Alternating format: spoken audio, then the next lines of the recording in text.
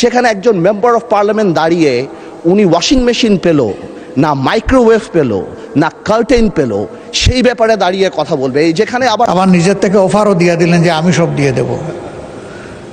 ওনার কাছে চাইছে নাকি কেউ যে উনি দিবেন? সংসদে যদি আমরা ঋণ খেলাপি বলতে না পারি এই সংসদে, তাহলে মাননীয় স্পিকার আমরা আর কোথায় বলবো? ফলে কেউ ঋণ খেলাপি না, খেলাপি হয়ে কে সংসদ নির্বাচনে অংশগ্রহণ করতে পারে না। ডেইলি স্টার নিউজ করে Jamaat MP demands washing machine microwaves and curtains. মানে আমরা অনেক কষ্টের পরে এই পার্লামেন্ট আমরা পেয়েছি, এবং আমি আমার প্রথম স্পিচেও বলেছিলাম যে the best part of the parliament এই যে এখানে স্বৈরাচারের কোনো দোসর বা ফ্যাসিস্টের কেউ নেই। মানে স্পিকার, গত পার্লামেন্ট শুধু পার্লামেন্টের গণতন্ত্রের হত্যা করেন, এই পার্লামেন্টের স্ট্যান্ডার্ডকে সাংঘাতিকভাবে নষ্ট করেছে। আমরা দেখেছি মাননীয় স্পিকার, এখানে মমতাজ থেকে আরম্ভ করে এখানে গান হয়েছে, এখানে অন্য কিছু হয়েছে। আমার কাছে মনে হচ্ছে যে ডাইরেক্টলি ওদিকে না গেলেও কিছু কিছু জায়গায় কিন্তু আমরা ওদিকে চলে যাচ্ছি। কারণ আমরা কিন্তু মেম্বার অফ পার্লামেন্ট ছাড়াও we are the ambassadors of the parliament. আমরা যখন বাইরে কোথাও যাই আমরা এই পার্লামেন্টকে রিপ্রেজেন্ট করি। মানে স্পিকার, কালকে পরশুদিন পার্লামেন্ট থেকে যাওয়ার পরে আমি অনেক টেলিফোন পাই এবং সেখানে আমি ডিফেন্ড করার চেষ্টা করি, এবং ডেইলি স্টার নিউজ করে Jamaat MP demands washing machine microwaves and curtains. এইটা আমাকে অনেক লজ্জা দেয়, এবং আমি মনে করি এই পার্লামেন্টকে অনেক লজ্জা দেয় যে একটা মেম্বার অফ পার্লামেন্ট এখানে দাঁড়িয়ে যেখানে জনগণের কথা বলবে, যেখানে বিভিন্ন জনগণের দাবির কথা বলবে, সেখানে একজন মেম্বার অফ পার্লামেন্ট দাঁড়িয়ে উনি ওয়াশিং মেশিন পেল না মাইক্রোওয়েভ পেল না কার্টেন পেল সেই ব্যাপারে দাঁড়িয়ে কথা বলবে। এই যেখানে আবার বলা হয় যে আমরা গাড়ি নিব না, আমরা প্লট নিব না এই ব্যাপারে, তাহলে আমার কাছে মনে হয় মাননীয় স্পিকার যে আসলেই যদি গাড়ি আর প্লট যখন ওনারা বাদ দিল তখন ওনাদের বুকের উপরে কত বড় পাথর চাপা দিয়ে বাদ দিতে হলো যে মাইক্রোওয়েভ আর ওয়াশিং মেশিনের জন্য এই পার্লামেন্টে দাঁড়িয়ে কথা বলতে হচ্ছে।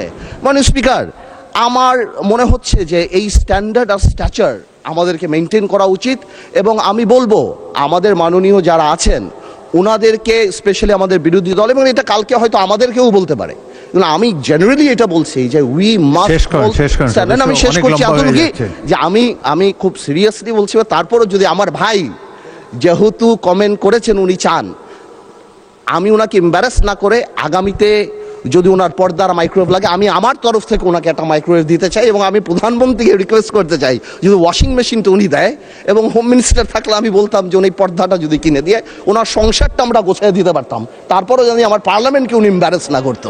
আপনাকে ধন্যবাদ স্পিকার। মাননীয় সদস্য, এটা পয়েন্ট অফ অর্ডারের মধ্যে পড়ে না। দ্বিতীয়ত, যেই সদস্য বাজেট সেশনের উপরে বক্তব্য রাখতে গিয়ে বলেছেন, বাজেট সেশন এমন একটি সেশন, বাজেট বক্তব্য এমন একটি বক্তব্য সেখানে অনেক বিষয়ে বক্তব্য রাখা যায়, এবং তাছাড়া একজন সদস্য তার সুবিধা অসুবিধার কথা বলেছেন। আমি মনে করি এটা সংসদের না বললেও ভালো হতো, কিন্তু এটা বলে এমন কোনো গর্হিত অপরাধও তিনি করেন নাই। আমাদের হাউস কমিটি আছে, সেখানে আমরা সংসদ সদস্যদেরকে আসবাবপত্র ইত্যাদি আমরা দিয়ে থাকি। সেই হিসাবে তিনি যদি সকল সদস্য, তিনি তার নিজের জন্য চান নাই, সকল সংসদ সদস্যদের জন্যই যারা হাউসে সংসদের দেওয়া ভবনে যারা বসবাস করে তাদের সম্পর্কে বলেছে। সুতরাং এটা এমন কোনো গর্হিত অপরাধ হয়নি। তবে আমি মনে করি না বললেই ভালো হতো, এতে জনমনে অন্য ধরনের ধারণা হতে পারে, তবে এটি তো তাদের প্রাপ্য হতে পারে। এটা এমন কিছু বড় জিনিস নেই, এই সামান্য জিনিস নিয়ে এটি নিয়ে আর তর্ক বিতর্ক করতে চাই না, কারণ এটি নিয়ে বিতর্ক করলে আবার খারাপ মেসেজ যাবে বাইরে। তো ভবিষ্যতে বক্তব্য রাখার সময় আমরা সবাই কেয়ারফুল থাকবো। যেসব জিনিস পার্সোনালি আপনি যদি হাউস কমিটির চেয়ারম্যান আছেন, সদস্যরা যদি তাকে জানান, তারা এটার সমাধান করতে পারবেন। মাননীয় বিরোধী দলের নেতা, এটা নিয়ে কোনো বিতর্ক হোক এটা আমি চাই না। আপনি অন্য কোনো বিষয়ে বললে বলেন, এটা সম্পর্কে আর শুনতে চাই না। এটা কথা, আরেকটি কথা আমি বলি আপনাদের কথা, আর যেভাবে আপনি একজন সদস্যকে অফার করেছেন তাকে দেবেন, এটাও তার জন্য একটি ডিসরেসপেক্টফুল মনে হতে পারে। উনি নিজের জন্য চান নাই, সকল সংসদ সদস্য যারা বসবাস করে সংসদের সরকারি বাড়িতে, তাদের জন্য বলেছেন। সুতরাং এটা নিয়ে, এই বিষয়টা নিয়ে আর বিতর্ক না হোক, এটা আমি চাই। মাননীয় নেতা, এরপরে আর বাড়াবাড়ি তো কোনো দরকার নেই। বিরোধী দলের নেতা, আপনি তো এই সম্পর্কেই বলবেন তো? আচ্ছা, বলেন। মাননীয় সদস্য পয়েন্ট অফ অর্ডারে দাঁড়িয়ে যে কথাগুলো বলেছেন, আপনি তো প্রথমেই নাকচ করেছেন যে এটা পয়েন্ট অফ অর্ডারের বিষয় না।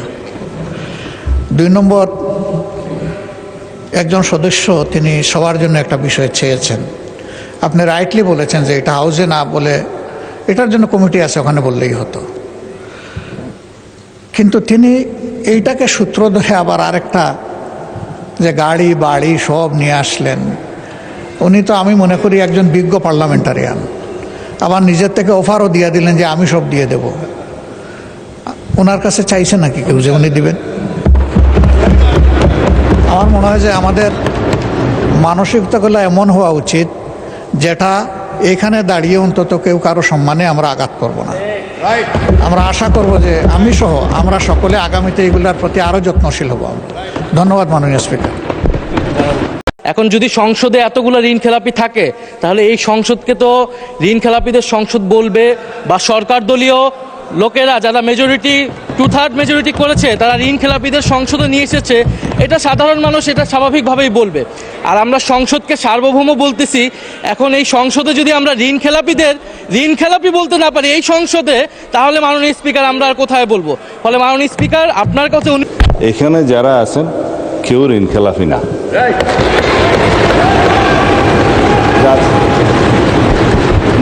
ঋণ খেলাফি হয়ে কে সংসদ নির্বাচন অংশগ্রহণ করতে পারে না, সেইখানে ঋণ খেলাপিদের সংসদ কি করে হয়?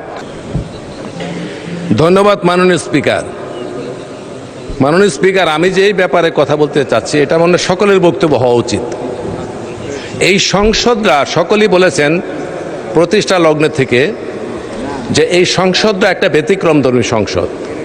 অনেক আন্দোলন সংগ্রামের পরে ত্যাগের বিনিময়ে সর্বজন গ্রহণযোগ্য একটা অবাধ সুষ্ঠু নির্বাচনের মাধ্যমে এই সংসদ গঠিত হয়েছে। দেশে বিদেশে সম্মানিত হয়েছে, আমরা সম্মানিত হয়েছি, দেশবাসী সম্মানিত হয়েছে। বিগত অনেকগুলি বছর ভোটারবিহীন নির্বাচনের মাধ্যমে সংসদ কলুষিত করা হয়েছে। সেইখানে সংসদের মর্যাদা অন্য যে কোনো সংসদের আমরা মনে করি অনেক উচ্চে। কিন্তু আমরা যখন বক্তব্য রাখি, দুঃখজনক হলো সত্য, হয়তো খেয়াল করি না, কিন্তু আমরা অনেকেই অবচেতন মনে হোক সচেতন মনে হোক এমন কিছু কথাই সংসদ উচ্চারণ করি যা আমাদের ভাবমূর্তি ক্ষুণ্ণ করে, আমাদের বিতর্কিত করে, মর্যাদাকে খাটো করে। আজকের বক্তব্য চলাকালীন মাননীয় সংসদ সদস্য জিনায়দ চায়ের আবু তাহের, উনি এক জায়গায় বলেছেন দাঁড়িয়ে যে ঋণ খেলাপিদের এই সংসদে দাঁড়িয়ে কথা বলতে। এই যে ঋণ খেলাপিদের এই সংসদ, এই শব্দ কোথা থেকে পেলেন? মাননীয় সদস্য, আমার একটু সময় দিবেন। না, এটা জিনাইদা চার বলেননি। আমি যতটুকু শুনতে পেরেছি এটা রুমিন ফারহানা বলেছিলেন। ঋণ খেলাপিদের এই সংসদে দাঁড়িয়ে বলতে জিনাইদা চার না, আপনি বোধহয় ভুল করছেন। রুমিন ফারহানা বলেছিলেন। কিন্তু কথাটা সকলের, যেই বলুক এই কথাটার প্রেক্ষিতে বলছি। একটা কথা আছে বাংলা ভাষায় মাননীয় স্পিকার, যে বেড়ায় যদি ক্ষেত খায় সেই ক্ষেত টিকানো যায় না। বেড়ায় যদি ক্ষেত খায় সেই ক্ষেত জমিন টিকানো যায় না। এইখানে নির্বাচিত হয়ে নিজের মর্যাদা নিজে হানি করার জন্য, ভুলণ্ঠিত করার জন্য আমরা যদি আত্মঘাতী সমালোচকের আত্মঘাতী কথা বলি, ঋণ খেলাপি হয়ে কে সংসদ নির্বাচন অংশগ্রহণ করতে পারে না, সেইখানে ঋণ খেলাপিদের সংসদ কী করে হয়? আমি অনুরোধ করব আপনি এই শব্দটি এখান থেকে এক্সপান্স করেন, এবং ভবিষ্যতে আমরা যাতে বক্তব্য রাখি নিজেদের মান সম্মান হানি এমন কথা যেন অতি উৎসাহীকে না বলি, এই জন্য সকলের প্রতি বিনয়ের সাথে অনুরোধ করছি। আসসালামু আলাইকুম। জি মাননীয়, এটা তো ব্যাখ্যার মধ্যে আমরা যাচ্ছি না। মাননীয় সদস্য উনি পয়েন্ট একটু বলি, আপনি শুনেন দয়া করে। আপনি বসেন please, take your seat please. Thank you. জনাব ফজলুল হক মিলন সাহেব একটা পয়েন্ট রেজ করেছেন, সেই পয়েন্টটা আমরা পরীক্ষা নিরীক্ষা করে দেখব। যদি আপনার বক্তব্যে সেটা প্রতিফলিত হয়ে থাকে সেই অংশটা আমরা বিচার বিশ্লেষণ করে এক্সপান্স হওয়ার মতো হলে এক্সপান্স করব। অসংখ্য ধন্যবাদ ফজলুল হক মিলন সাহেব, আপনাকে অসংখ্য ধন্যবাদ। আমরা আগে দেখে নেই, আমরা তো এখন এই মুহূর্তে কোনো সিদ্ধান্ত নিচ্ছি না। উনি যে কথাটা বলেছেন, উনি বলেছেন যে ঋণ খেলাপিদের এই সংসদে দাঁড়িয়ে বলতে হচ্ছে, এই লাইনটা তিনি কোট করেছেন। সো এই লাইনটা আসলে আপনার বক্তব্যে ছিল কিনা প্রতিফলিত হোক, আমাদের সামনে আসবে। যদি এরকম থাকে নিশ্চয়ই এটা ঢালাও একটা স্পিচ হয়ে থাকতে পারে, সেই ক্ষেত্রে স্পিকারের আসন থেকে সিদ্ধান্ত নেওয়া হবে। অসংখ্য ধন্যবাদ।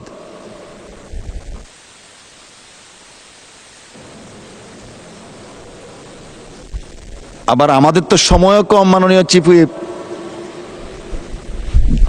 জি, 1 মিনিট দেওয়া হলো আপনাকে, বলেন। মাননীয় স্পিকার, এখানে কিন্তু আমরা নির্বাচনের আগেও ঋণ খেলাপিদের বিরুদ্ধে কথা বলেছি, ঋণ খেলাপিদের নমিনেশন দেওয়া হয়েছে। নির্বাচনের পরেও আমি আমার প্রথম অধিবেশনের বক্তব্য এইখানে মাননীয় অনেক সম্মানিত সংসদ সদস্য তাদের কত কত ঋণ খেলাপি রয়েছে সেই সংখ্যাও আমি উল্লেখ করি। এখন এই সংসদে যদি আমরা ঋণ খেলাপিদের ঋণ খেলাপি বলতে না পারি এই সংসদে, তাহলে মাননীয় স্পিকার আমরা আর কোথায় বলবো? ফলে মাননীয় স্পিকার, আপনার কাছে অনুরোধ থাকবে যে যদি এই ধরনের শব্দ বলা হয়েও থাকে সেটা আসলে এক্সপান্স হওয়ার মতো কোনো বক্তব্য নয়, বরং যারা ঋণ ধন্যবাদ মাননীয় চিফ হুইপ। মাননীয় স্বরাষ্ট্রমন্ত্রী মহোদয় কিছু বলতে চাচ্ছিলেন। জি জি, মাননীয় স্বরাষ্ট্রমন্ত্রী, আপনি আপনার কথা 2 মিনিটের মধ্যে শেষ করবেন দয়া করে। তার চাইতেও কম লাগবে মানে স্পিকার, আর দাঁড়াতে চাচ্ছিলাম না। এই মহান জাতীয় সংসদকে, আমরা জাতীয় সংসদের সকল সংসদ সদস্যদেরকে সম্মান প্রদর্শন করা আমাদের উচিত। আমি শুধু ইন্টারপ্রিটেশনটা দেব, কে কি বলেছেন সেটাতে যাব না। এখানে যারা আছেন কেউ ঋণ খেলাফি না।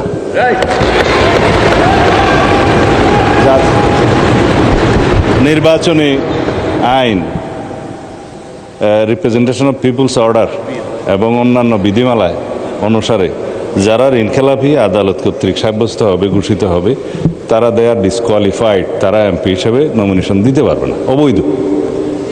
নির্বাচিত হয়ে এসছে তার মানে ঋণগ্রস্ত হতে পারে, নট ঋণ খেলাপি।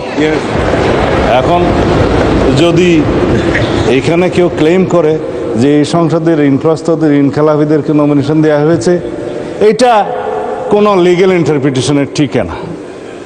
যাদেরকে নমিনেশন দেওয়া হয়েছে তাদের মধ্যে কারো কারো বিরুদ্ধে ব্যাংকের মামলা ছিল, অন্যান্য প্রাইভেট পক্ষের মামলা ছিল, সেগুলো ডিসপোজড অফ হয়ে গেছে ইন দ্য হাইকোর্ট।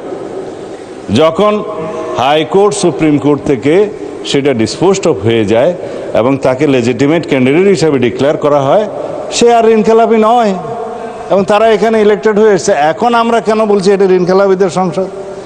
কেউ কেউ ঋণগ্রস্ত হতে পারে ব্যবসা বাণিজ্য করতে যেয়ে, কিন্তু ঋণখেলাপি হিসাবে যে এখানে ডিফেম করা হচ্ছে, it's a defamatory statement, it should be, I think, এক্সপান্সড।